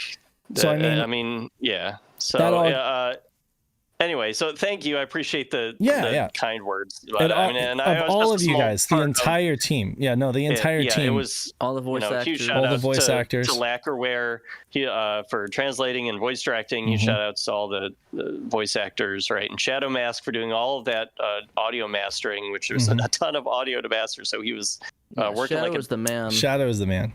He's also a good guitar player too. I've seen his licks. He sure is. He's got chops. Awesome. He's got chops. He does. So I love it. Anyway, I'll move on here. So that's Stellar Assault, and Silhouette Mirage saw a lot of attention for being a well-known game from beloved developer Treasure that fans had longed to play on Saturn, where its graphics are better than the PlayStation port for decades. The team behind Silhouette brought over working designs of script from the Western release of the PlayStation version, but announced plans to create their own translation to come soon. The Saturn fan translation scene has fired on all cylinders since it finally picked up steam in 2019, and 2023 definitely kept that momentum. So, yeah, I think with the amount of attention that especially Stellar Assault and Silhouette Mirage received, on top of, all the other ones that I mentioned, JB Herald, Baroque, Prisoner of Ice, Tactics Ogre, and Dungeon Master Nexus, all being well received as well. And, some of our partial ones that got released, Mobile Suit, Mystery Hospital, Saturn Bomberman Fight. It's been one of the biggest stories in the year because of that. You know, every year we're talking about new English translations on the Saturn scene, and we need these English translations in the Saturn scene because there were just so many games left in Japan for this console. It's gonna be a tough. There's gonna be a tough competition this year. Oh my god! We literally went to PRGE and did a panel all about it, and it was like we were just barely able to make it through by the deadline because we just had so many I wish we all wished we could have sat there and talked and gushed about each one of these games like at length, 45 minutes, but it was like we had to just work at a really fast clip because there were just so many, and then that just speaks to the effort of the fan community, you know. And it's there's amazing. A lot of people that were showing love afterwards. Like we had a lot of people come to the booth, and a lot of people stop and play it. Like absolutely, there's just a lot of the stuff. Well, speaking of running up on time, yep, we are. We're at 7:30 Eastern. So our number one top story of the year, biggest story of the year on the Saturn scene was that Sega's fiscal year 1997 brand review documents leaked. Yep. It's hard to be a fan. Yes. It's hard to be a fan of the Saturn and not wonder at some point what happened. Why did the Saturn fail? We got some answers when Sega of America's fiscal year 1997 brand review documents leaked onto the internet in July. The bombshell gave new insights into how the console fell apart in North America and what Sega of America attempted to do to stave off failure. They paired well with a lecture given by former Sega president Soichiro Iramajiri that were newly translated by MD Shock just a week later. To reveal details never known before about the development of Saturn's hardware and how Sega of America operated leading up to and during the Saturn's lifespan. The revelations don't give any solace to those who mourn the Saturn's third-place finish in much of the world, but they do fuel imaginations about how things might have turned out differently had Sega made better choices. Yeah. I mean, it really was the biggest news of the year.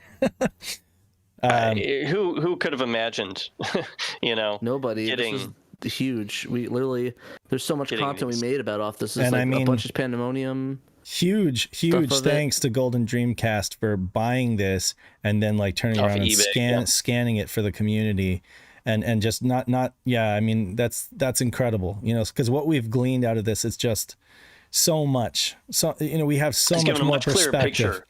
And what they were dealing with, what they were thinking, what they knew. They knew they were in, you know, they were in deep. For the time. Sure.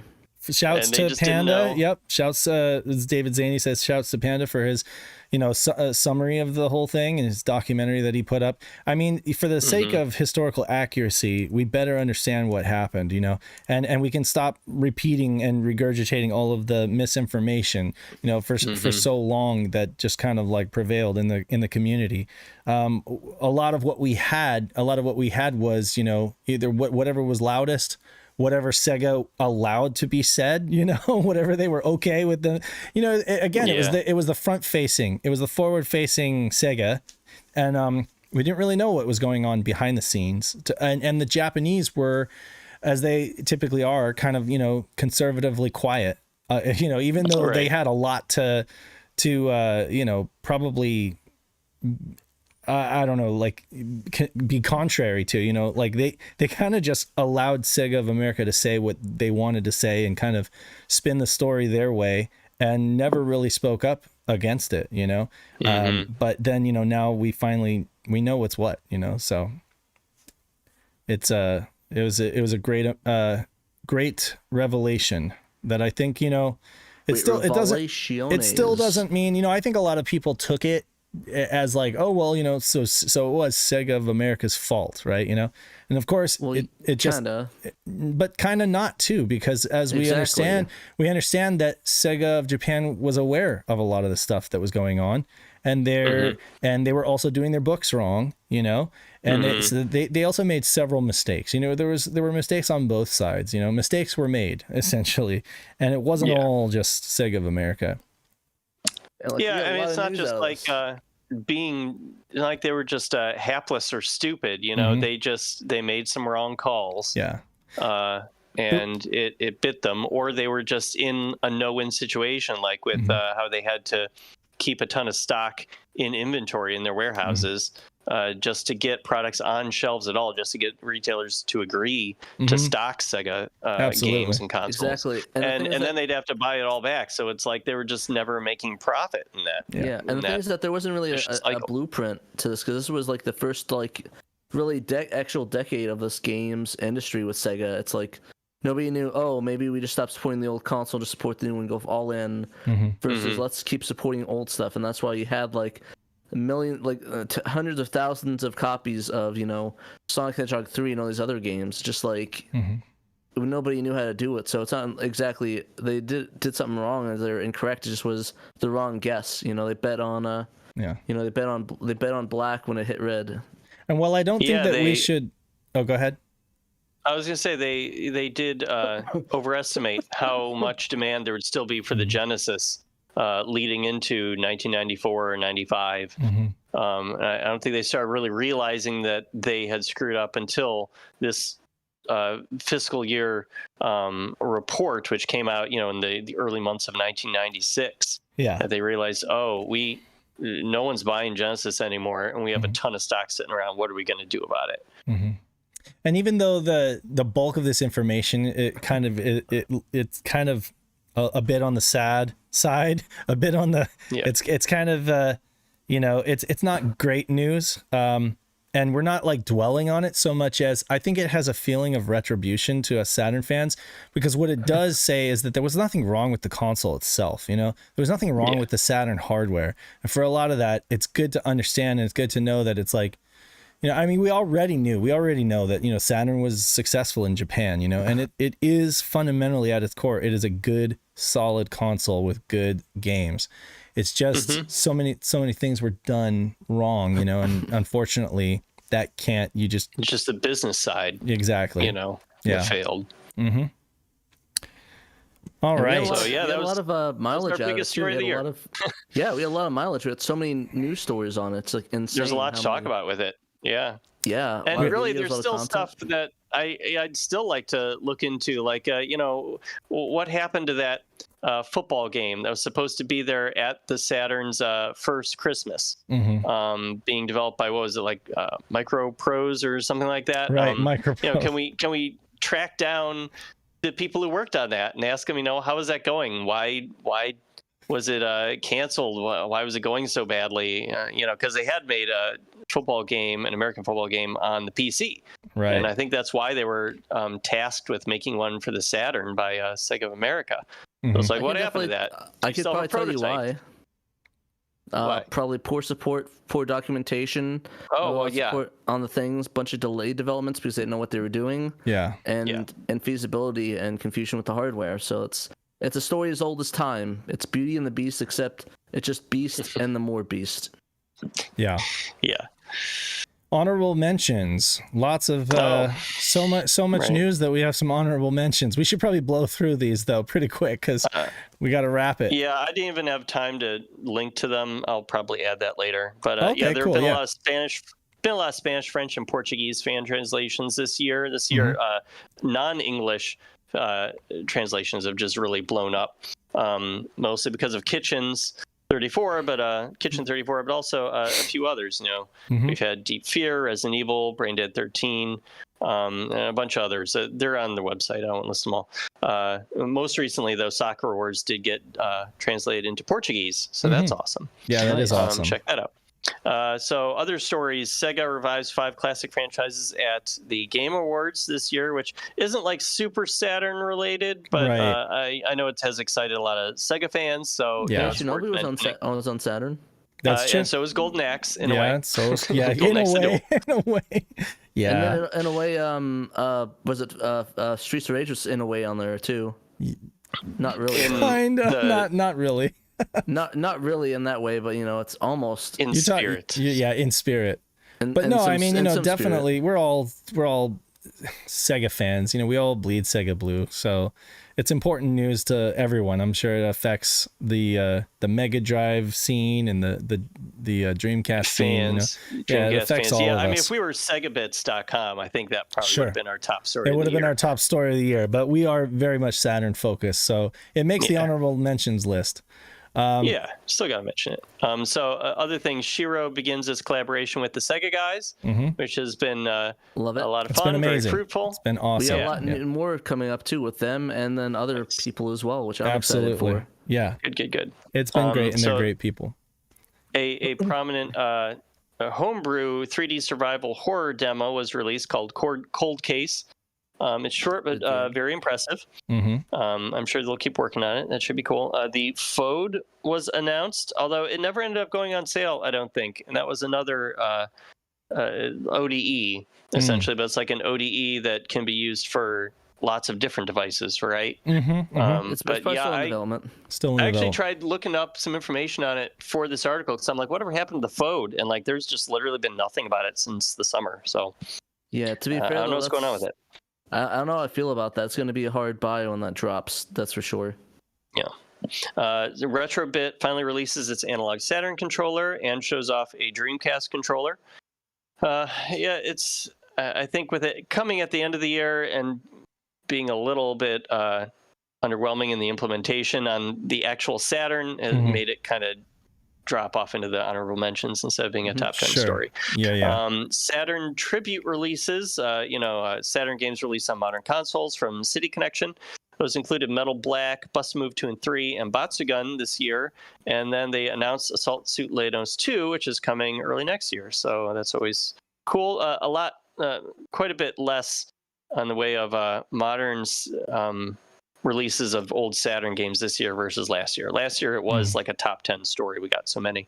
Right. Other things, Rainbow Cotton, which is a Dreamcast game, is being localized and officially, instead of just a fan translation release, and it's going to get an HD remaster that was announced this year. It's coming early next year, so that's cool.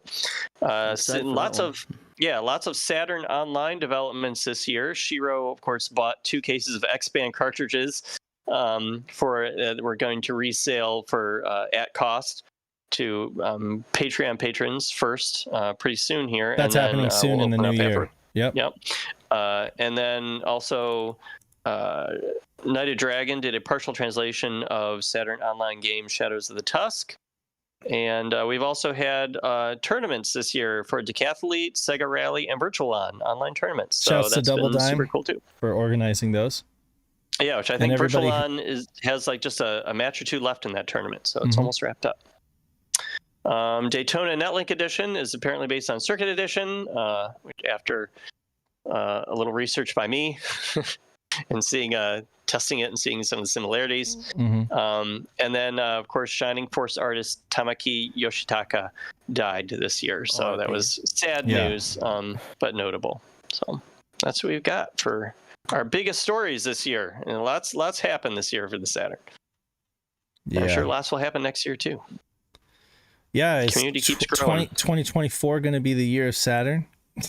It'll definitely be the year of Saturn. It's been the year of Saturn each and every year. So well, it's like Sam says, right? The Saturn is our future, right? So we pretty much have nothing but excellent Saturn news to look forward to.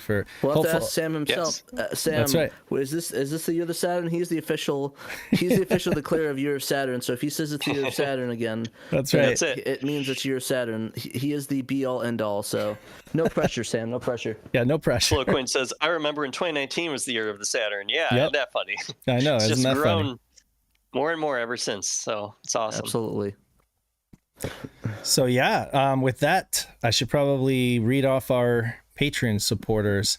Yes. Before I do, I want to just remind folks that if you go to our website, SegaSaturnShiro.com, there are podcasts, videos, articles. There's also resources from the community, folks like yourself, like the resource directory by Saturn Memories, translations that's being headed by Private Eye. We got a homebrew page, which is still in progress, work in progress by yours truly, but I'm nearly done with it. Online Net Play is being hosted and updated, maintained by Sega RPG fan Joe. We have a brand new Editor's Corner going live on Tuesday, this coming Tuesday to the public, where we sat down with Joe. It was a lot of fun, talked about Netlink, getting that back online, and then Saturn in Film and TV by Death Scythe. We're starting a new page, which will be, like I said, an address book, a Rolodex of Saturn, a who's who, I guess you could say, of the community. And really, this is not to like big up anybody's ego. It's more or less so that folks can get in contact with you. If they, there's a lot of folks from outside the scene that don't necessarily know everyone within this tight-knit community, but maybe they're looking for somebody who can do sound, or someone who has expertise on the networking stuff, or someone who has expertise on fixing and repairing, modding Saturn consoles and stuff like that. And for that, to that end, we want to offer a directory, an address book for folks, so that we can put people in touch with the right people, and help make more connections, so Sam, reach out. I just want to say real quick, Sam Southern Sega Gentleman did say in chat, it's been year of Saturn since like 2019. Since 2019. So there you go. There's the official. Yeah, it's official. 2020s. The decade. Yeah, the decade of Saturn. The Dalcade of Saturn. Dalcade of Saturn. Yep. So that's fair. Moose said so. Yeah. So anyway, check out the website. Buy a magazine, buy a shirt. You can support us, or you can join our Patreon.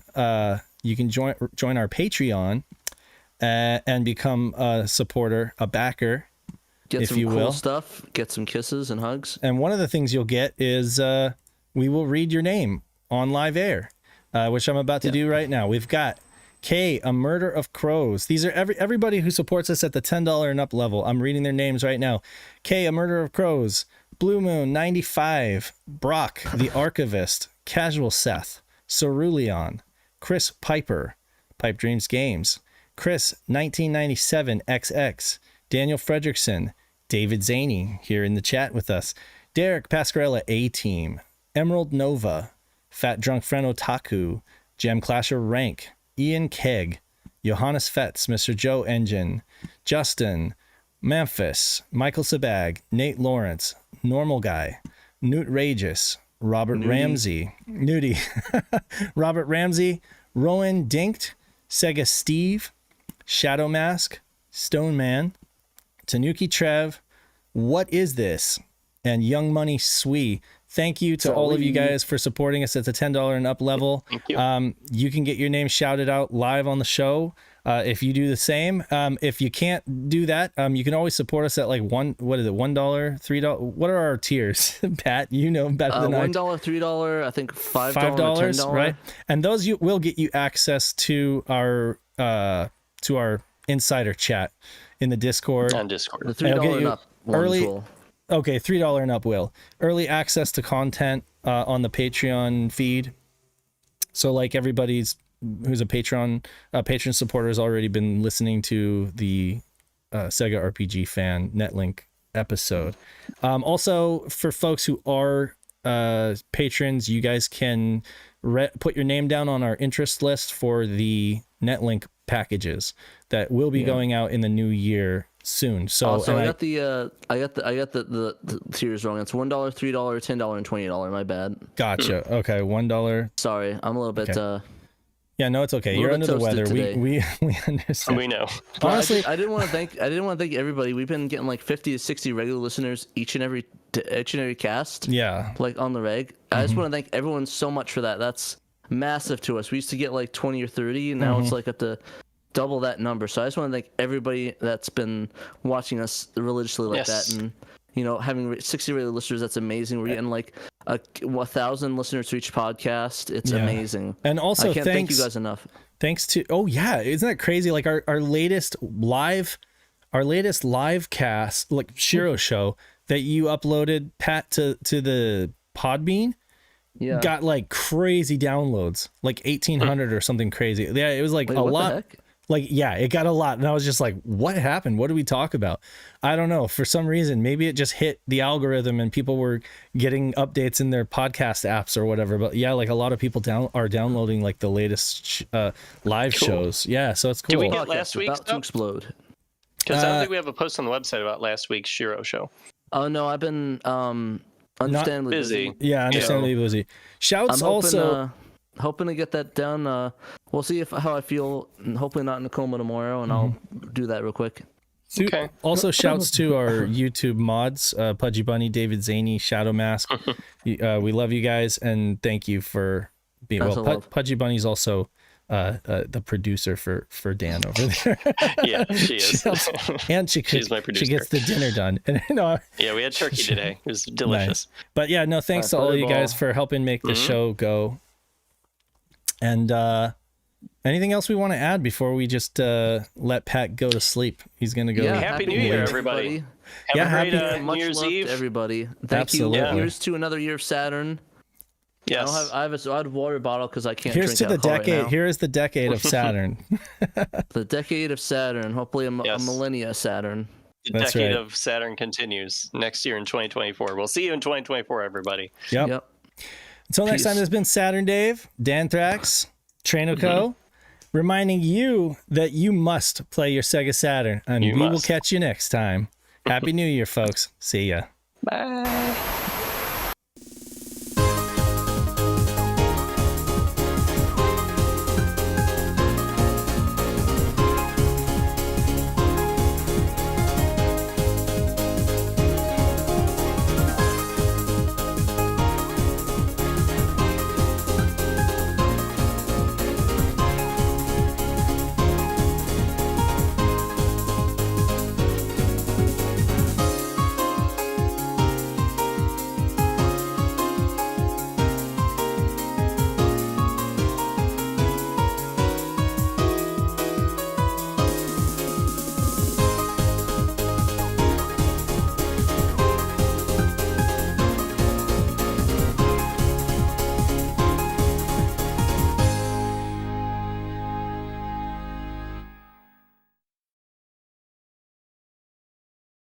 SEGA Saturn シロ